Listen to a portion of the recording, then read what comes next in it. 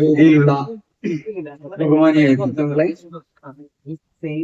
പ്രിയങ്കരായ പരിസ്ഥിതി സംരക്ഷണ സമിതിയുടെ പ്രവർത്തകരെ, നാട്ടുകാർ, 1973 മുതൽ ഐക്യരാഷ്ട്ര സംഘടനയുടെ പരിസ്ഥിതി പരിപാടിയുടെ ഭാഗമായി ആചരിച്ചു വരുന്ന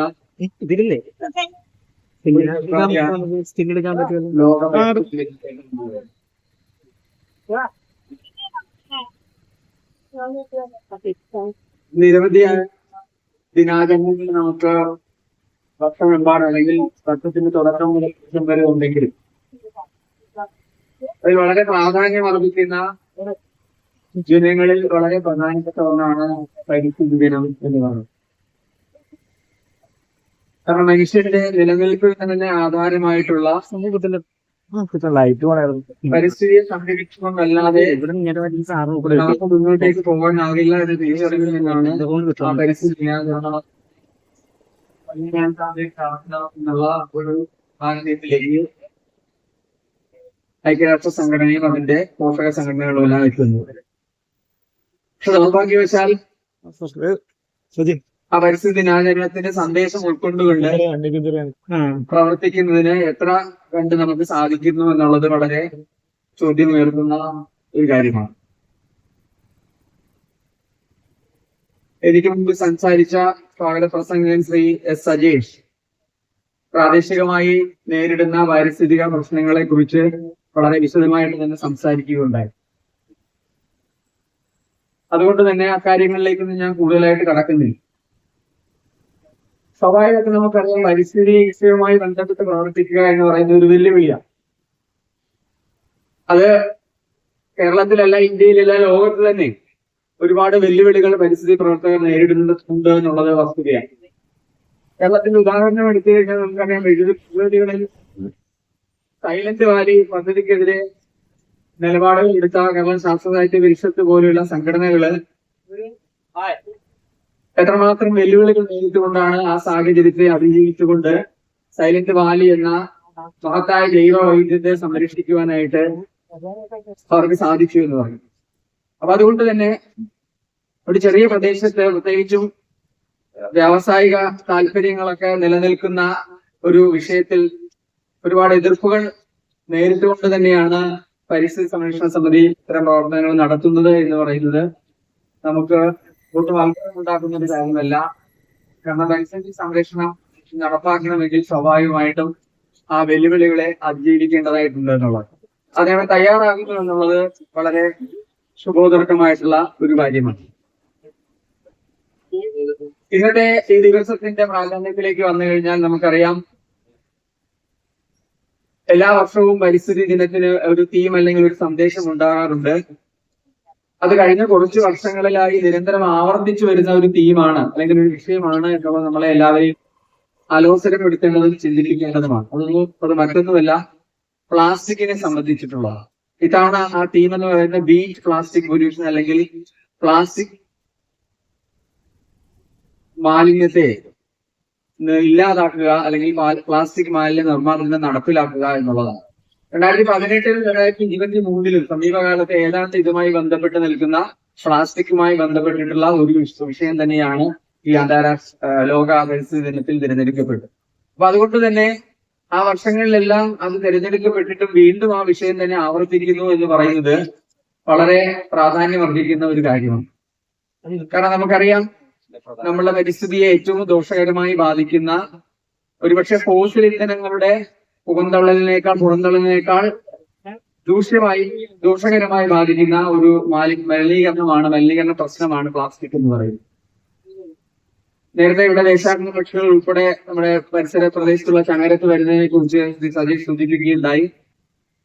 മാധ്യമങ്ങളിലടക്കം ലോകത്തിൽ തന്നെ മെക്സിക്കോ അടക്കമുള്ള പല പ്രദേശങ്ങളിലും മാലിന്യം ഉള്ളിൽ ചെന്ന്, പ്ലാസ്റ്റിക് ആണ് എന്ന് മനസ്സിലാക്കാതെ ഭക്ഷണ വസ്തുവാണ് എന്ന് കരുതി മാലിന്യം ഉള്ളിൽ ചെന്ന് വയറ് കീറി ദുരന്താവസ്ഥയെ അല്ലെങ്കിൽ അത്തരത്തിൽ മരണപ്പെട്ടു പോയ പക്ഷികളുടെ, ദേശാടന പക്ഷികളുടെ, വലിയ വലിയ പക്ഷികളുടെ അടക്കമുള്ള ചിത്രങ്ങൾ ഇത് നമുക്ക് സാമൂഹ്യ മാധ്യമങ്ങളിൽ വളരെ അധികം നമുക്ക് ലഭ്യമായിട്ടുള്ള ഒരു കാര്യമാണ്.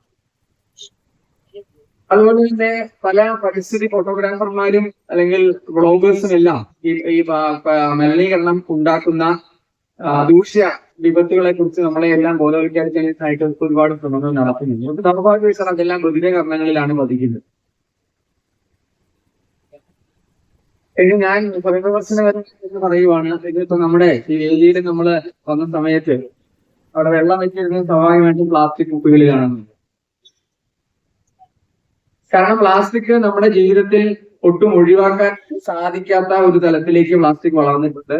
അതിൻ്റെതായ ഒരുപാടുള്ള കാരണങ്ങളുമുണ്ട്. അതിന്റെ ശാസ്ത്രീയ പ്രവർത്തനങ്ങളിലേക്ക് ഞാൻ കടക്കുന്നില്ല. പക്ഷെ ഒരു കാര്യം നമ്മൾ ഉറപ്പാക്കേണ്ടത് പ്ലാസ്റ്റിക്കിന്റെ ഉപയോഗം കുറയ്ക്കാൻ സാധിക്കുമെങ്കിൽ പരമാവധി കുറയ്ക്കുക എന്നുള്ളതാണ്.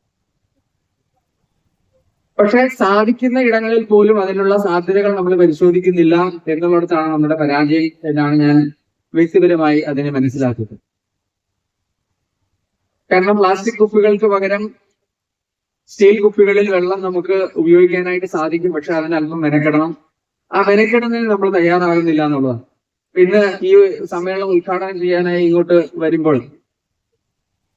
ഇത് അതൊരു പൊതുഗതാഗത സംവിധാനത്തിൽ തന്നെ വരണം എന്ന എനിക്കൊരു നിർബന്ധമുണ്ടായിരുന്നു. സാധാരണ ഞാൻ കാർ ഉപയോഗിക്കുന്ന ഒരു വ്യക്തിയാണ്. അത് യാത്രാ സൗകര്യത്തിന് അതുപോലെ തന്നെ മറ്റ് സമയത്തിന്റെ ചില പ്രശ്നങ്ങളും കൊണ്ട് ഉപയോഗിക്കുന്ന ഒരാളാണ്. പക്ഷേ പരിസ്ഥിതി ദിനാചരണം പോലെയുള്ള ഒരു ദിവസം ആ തരത്തിലുള്ള പരിപാടിയിൽ പങ്കെടുക്കാൻ വരുമ്പോൾ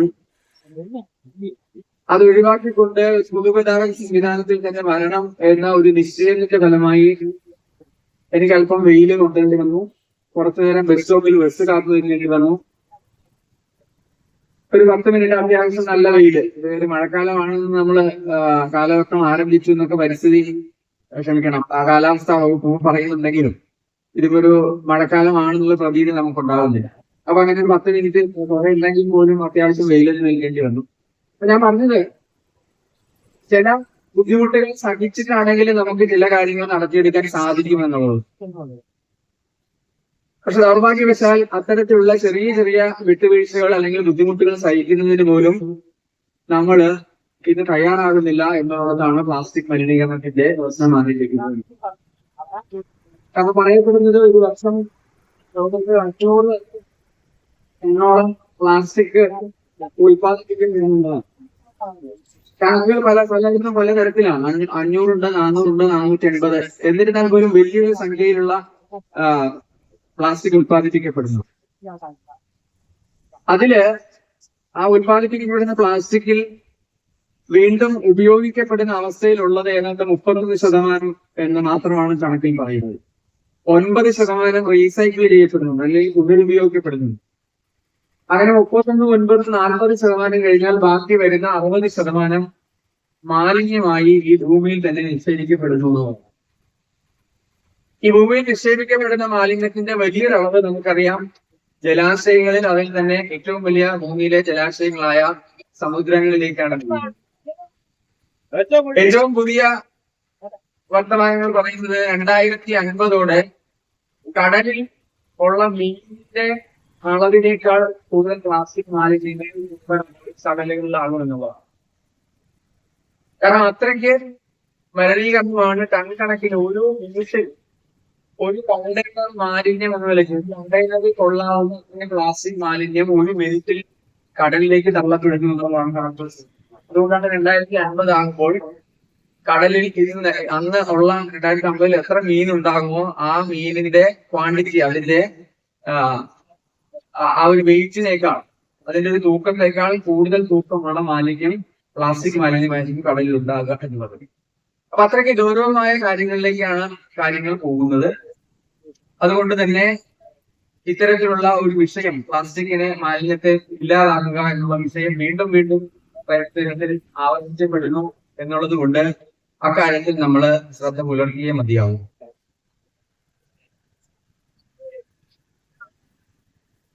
അവിടെ മാത്രം ഒതുങ്ങുന്നതല്ല പ്ലാസ്റ്റിക്കുമായിട്ട് ബന്ധപ്പെട്ടിട്ടുള്ള വിഷയങ്ങൾ, അല്ലെങ്കിൽ പരിസ്ഥിതിയുമായിട്ടുള്ള അതിന്റെ ബന്ധം അവിടെ മാത്രം ഒതുങ്ങുന്നതല്ല. നമ്മൾ ആരോഗ്യപരമായിട്ടുള്ള കാര്യങ്ങളിലേക്ക് വന്നു കഴിഞ്ഞാൽ തീർച്ചയായിട്ടും നമുക്കറിയാം, സ്വാഗത പ്രസംഗം സൂചിപ്പിച്ചതുപോലെ കേരളത്തിലെ അർബുദത്തിന്റെ അല്ലെങ്കിൽ ക്യാൻസറിന്റെ ഉള്ള ആളുകളുടെ എണ്ണം അഭൂതപൂർവമായിട്ട് വർദ്ധിച്ചുകൊണ്ടിരിക്കുകയാണ്. അത് ഒരുപാട് കാരണങ്ങളുണ്ട്. പ്രത്യേകിച്ചും മനുഷ്യന്റെ ജീവിത ശൈലിയുമായി ബന്ധപ്പെട്ട രോഗങ്ങൾ ജനിതകമായിട്ടുള്ള കാരണങ്ങളുണ്ട്. അതില്ല എന്ന് ഞാൻ പറയുന്നു. നമുക്ക് എല്ലാവർക്കും അറിയാവുന്നതുപോലെ ശാരീരിക അധ്വാനത്തിൽ ഏർപ്പെടുന്ന വിഭാഗം ആളുകളുടെ എണ്ണം തുലവും കുറഞ്ഞു വരുന്നു. നേരത്തെ സൂചിപ്പിച്ചതുപോലെ കാർഷിക വൃത്തി എന്ന് പറയുന്നത് അന്യം നിന്ന് പോകുന്ന ഒരു അവസ്ഥയിലാണ്. എറണാകുളം, തൃശൂർ, ആലപ്പുഴ ജില്ലകളുടെ കടലോര പ്രദേശങ്ങളിലായിട്ട് വരഞ്ഞു കിടക്കുന്ന പൊക്കാളിപ്പാടങ്ങൾ ഉൾപ്പെടെ വാണിജ്യ താല്പര്യങ്ങളുടെ അടിസ്ഥാനത്തിൽ മറ്റ് മത്സ്യകൃഷി അടക്കമുള്ള കൊണ്ട് കാർഷിക വൃത്തിയിൽ ഏർപ്പെടാൻ തയ്യാറുള്ള ആളുകൾ തന്നെ പോലും അതിൽ നിന്ന് വ്യതിരിപ്പിക്കുന്ന ഒരു അവസ്ഥയിലേക്കാണ് രാജ്യം നീങ്ങിയിരിക്കുന്നത്. അപ്പൊ അതുകൊണ്ട് തന്നെ ശാരീരിക അധ്വാനത്തെ വളരെ വിലകുറച്ച് കാണുകയും ശാരീരിക അധ്വാനത്തിന് ഒട്ടും തന്നെ മതിപ്പില്ലാത്ത ഒരു സമൂഹമായിട്ട് കേരളം മാറുന്നതിന്റെ പശ്ചാത്തലത്തിലാണ് വർദ്ധിച്ചുവരുന്ന നമ്മുടെ അർബുദ രോഗികളുടെ എണ്ണം അല്ലെങ്കിൽ ക്യാൻസർ രോഗികളുടെ എണ്ണത്തെ നമുക്ക് കാണേണ്ടത്. അപ്പൊ ജീവിതശൈലിയുമായി അഭേദ്യമായി ബന്ധപ്പെട്ടിട്ടുള്ള ഒരു കാര്യമാണ് എന്നുള്ളത് കൊണ്ട് തന്നെ സംസ്ഥാന സർക്കാർ ആരോഗ്യമാനന്ദം എന്ന പേരിൽ കഴിഞ്ഞ മാർച്ച് മാസത്തിൽ ഒരു ക്യാൻസർ പ്രതിരോധ പരിപാടിക്ക് തുടങ്ങുകയുണ്ടായി. അതേപോലെ വനിതകളിലെ ക്യാൻസർ, പ്രത്യേകിച്ചും സ്തനാർബുദം അല്ലെങ്കിൽ ബ്രസ്റ്റ് ക്യാൻസർ, അതുപോലെ ഗർഭാശയകള അർബുദം അല്ലെങ്കിൽ സെർവിക്കൽ ക്യാൻസർ സ്ത്രീകളിൽ ഏറ്റവും കൂടുതലായി കണ്ടുവരുന്ന 2 ക്യാൻസറുകളും. അപ്പൊ അതിനെ കൂട്ടം വെച്ചുകൊണ്ടാണ് ആദ്യഘട്ടത്തിൽ പരിശോധനകൾ നടത്തിയത്. വളരെ ഭംഗിയായ രീതിയിൽ നമ്മുടെ പ്രാദേശികമായിട്ടുള്ള ആരോഗ്യ കേന്ദ്രങ്ങളിലെല്ലാം അതുമായി ബന്ധപ്പെട്ട പ്രവർത്തനങ്ങളൊക്കെ നടത്തി. അതിന്റെ അടിസ്ഥാനത്തിൽ നമ്മുടെ സംസ്ഥാനത്ത് തന്നെ ഏറ്റവും അധികം ക്യാൻസർ രോഗികൾ അതിലൂടെ ആ ഒരു പ്രവർത്തനങ്ങളിലൂടെ ഡിറ്റക്ട് ചെയ്യപ്പെട്ടു. ഏതാണ്ട് 50 സ്ത്രീകളിൽ നമുക്ക് അർബുദം ആ പരിപാടിയുടെ ഭാഗമായി നേരത്തെ തന്നെ കണ്ടെത്താൻ സാധിക്കുന്നതാണ്. അപ്പൊ അത്തരത്തിലുള്ള പ്രവർത്തനങ്ങൾ ക്യാൻസറിന്റെ കാര്യത്തിൽ നടന്നിരുന്നു. 2ാമത്തെ ഘട്ടത്തിൽ നിൽക്കുകയായിരുന്നു. അതിന്റെ സംസ്ഥാന ജില്ലാതല ഉദ്ഘാടനം ആരോഗ്യമാനന്ദ 2ാം ഘട്ടത്തിന്റെ ഉദ്ഘാടനം പുരുഷന്മാരിലെ ക്യാൻസറുമായി ബന്ധപ്പെടുത്തി ജില്ലാതല ഉദ്ഘാടനം നടക്കുകയാണ്. പുരുഷന്മാരിൽ ഏറ്റവും കൂടുതലായി കണ്ടുവരുന്ന വദനാർബുദം അല്ലെങ്കിൽ ഓറൽ ക്യാൻസർ, പുകവലിയുടെയും അത്തരത്തിലുള്ള ഉൽപ്പന്നങ്ങളുടെ അമിതമായിട്ടുള്ള ഉപയോഗത്തിലൂടെ വരുന്ന അത്തരം ക്യാൻസറുകൾ, അതുപോലെ തന്നെ പ്രത്യക്ഷത്തിൽ നമുക്ക് കണ്ടുപിടിക്കാൻ അല്പം ബുദ്ധിമുട്ട് കൂടിയായിട്ടുള്ള വൻകുടലിലെ അർബുദം അല്ലെങ്കിൽ കോളൻ ക്യാൻസർ എന്നീ 2 അർബുദങ്ങൾക്കെതിരെയുള്ള പ്രത്യേകമായിട്ടുള്ള ഒരു ബോധവൽക്കരണ സ്ക്രീനിങ് പരിപാടിക്ക് ജില്ലയിൽ തുടങ്ങുന്നത്. ഞാൻ പറഞ്ഞ അർബുദങ്ങളെല്ലാം നമ്മൾ എടുത്തു കഴിഞ്ഞാൽ നമ്മുടെ ജീവിതശൈലിയുമായിട്ട് അഭേദ്യമായിട്ടുള്ള ബന്ധം അതിനെ ഉണ്ടായിട്ട് കാണാനായിട്ട് സാധിക്കും.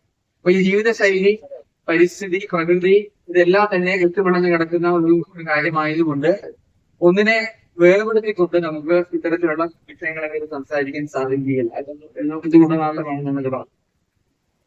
ഇനിയും കൂടുതൽ നിർമ്മിപ്പിക്കുന്നതിൽ കാര്യമുണ്ടെന്ന് ഞാൻ കരുതുന്നില്ല.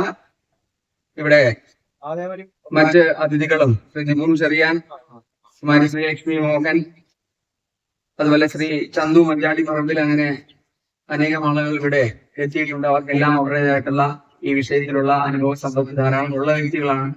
അവർക്കും ഇതിനെപ്പറ്റി ധാരാളം പറയാനായിട്ട് ഉണ്ടാകുമെന്ന് എനിക്കറിയാം. അതുകൊണ്ട് ഞാൻ കൂടുതൽ ദീർഘിപ്പിക്കുന്നില്ല. ഇന്ന് പരിസ്ഥിതി സംരക്ഷണ സമിതി പ്രാദേശികമായി ഏറ്റെടുത്തിട്ടുള്ള ഈ ഒരു പരിപാടിക്ക് എല്ലാവിധ ഭാവങ്ങളും നേർന്നുകൊണ്ട് പ്രതീകാത്മകമായി ഒരു വൃക്ഷത്തൈ എന്റെ സുഹൃത്തു കൂടിയായിട്ടുള്ള ശ്രീ സൊഫൈസാണ് നൽകിക്കൊണ്ട് ഇതിന്റെ ഔപചാരികമായ ഉദ്ഘാടനം നിർവഹിക്കുന്നതായി പ്രഖ്യാപിക്കുന്നു.